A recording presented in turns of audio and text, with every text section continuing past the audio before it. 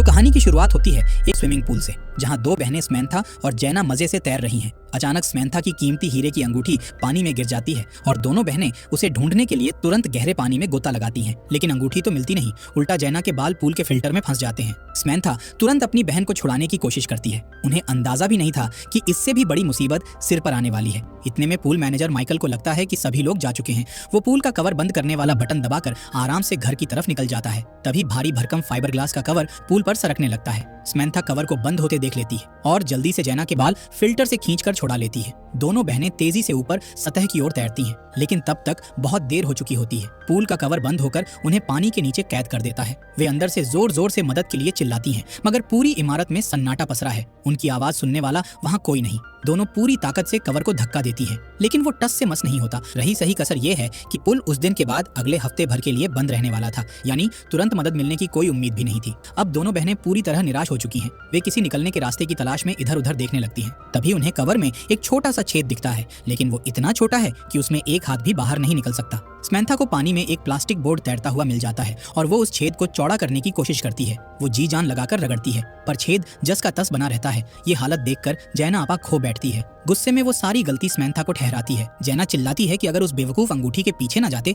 तो वे यहाँ फंसते ही नहीं। स्मैंथा बहस में नहीं पड़ती। वो चुपचाप फिर से अकेले ही पानी के नीचे गोता लगाती है और इस बार अंगूठी ढूंढकर निकाल लेती है। लेकिन पानी के अंदर उसे एक और अहम बात पता चलती है। उसके पैरों के नीचे पानी निकासी की जो लोहे की जाली है वो थोड़ी ढीली लग रही है। स्मैंथा सोचती है अगर वे इस भारी जाली को निकाल सकें तो शायद उससे ऊपर का कवर तोड़ा जा सकता है। वो पूरी ताकत से खींचती है, लेकिन जाली हिलती तक नहीं। स्मैंथा थककर ऊपर आती है और जैना को भी साथ लगने के लिए पुकारती है, मगर जैना इसे बेकार आइडिया बताकर मना कर देती है। इसी बीच स्मैंथा के मंगेतर मैथ्यू का फोन पास में बजने लगता है। रिंगटोन सुनकर स्मैंथा की आंखों में फिर उम्मीद जाग जाती है। उसे भरोसा है कि मैथ्यू जरूर उन्हें ढूंढने आएगा, लेकिन दोपहर से शाम होने लगती है और फोन बार बार बजता रहता है। फिर भी मैथ्यू का कुछ पता नहीं चलता। तभी पूल की टाइमर लगी लाइट्स अचानक बंद हो जाती हैं और चारों ओर घुप अंधेरा छा जाता है। स्मैंथा पानी के अंदर ही अपना सिर पकड़कर बैठ जाती है। उसका चेहरा पीला पड़ने लगा है क्योंकि उसे डायबिटीज है और जिंदा रहने के लिए तुरंत इंसुलिन का इंजेक्शन चाहिए, लेकिन इंसुलिन का डोज तो बाहर उसके बैग में रखा है। स्मैंथा को इस हालत में तड़पते देख जैना का गुस्सा भी ठंडा पड़ जाता है। वो चुपचाप उसी प्लास्टिक बोर्ड को उठाकर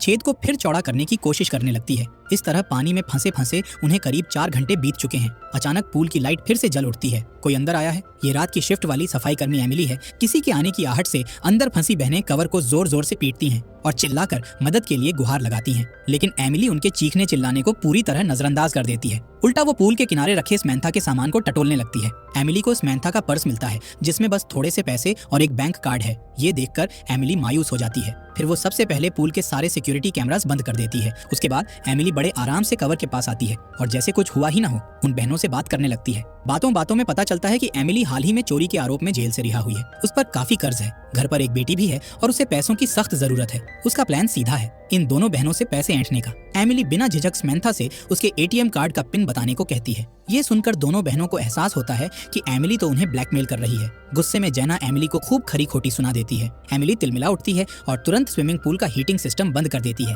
पानी तेजी से बर्फ जैसा ठंडा होने लगता है। ठंड से कांपती स्मैंथा हालात को समझती है और आखिरकार एमिली को अपना पिन बता देती है। एमिली कहती है कि पहले वो जाकर इस पिन से पैसे निकाल कर आएगी और फिर वापस आकर उन्हें बाहर निकालेगी। ये कहकर एमिली पैसों का इंतजाम करने के लिए वहाँ से चली जाती है। कुछ देर बाद एमिली लौट तो आती है, लेकिन वापस आकर भी वो कवर खोलने की जरा भी कोशिश नहीं करती। उल्टा वो गुस्से में उन पर धोखा देने का इल्जाम लगाती है। एमिली चीख कर कहती है, तुम्हारे अकाउंट में तो सिर्फ $80 थे, मेरे साथ मजाक कर रही हो क्या? ये सुनकर जैना हाथ जोड़कर प्लीज हमें बाहर निकाल दो। वो रोकर समझाती है कि स्मैंथा को डायबिटीज है और उसे जिंदा रहने के लिए तुरंत इंसुलिन चाहिए, लेकिन एमिली को उनकी बातों पर बिल्कुल यकीन नहीं होता। स्मैंथा को और ज्यादा कमजोर पड़ते देख जैना के दिल में एमिली के लिए गहरी नफरत भर जाती है। वो मन ही मन इस निर्दयी औरत से बदला लेने की ठान लेती है। जैना एक चाल चलते हुए एमिली को कवर के छेद के पास झुकने पर मजबूर कर देती है और अचानक उस पर हमला कर देती है। एमिली को चोट तो लग जाती है, लेकिन इसके बाद हालात और बिगड़ जाते हैं। एमिली बुरी तरह बौखला जाती है और गुस्से में सीधे कंट्रोल रूम की तरफ दौड़ जाती है। वहाँ वो स्विमिंग पूल का क्लीनिंग सिस्टम ऑन कर देती है। अचानक पूल के पाइपों से तेज दबाव के साथ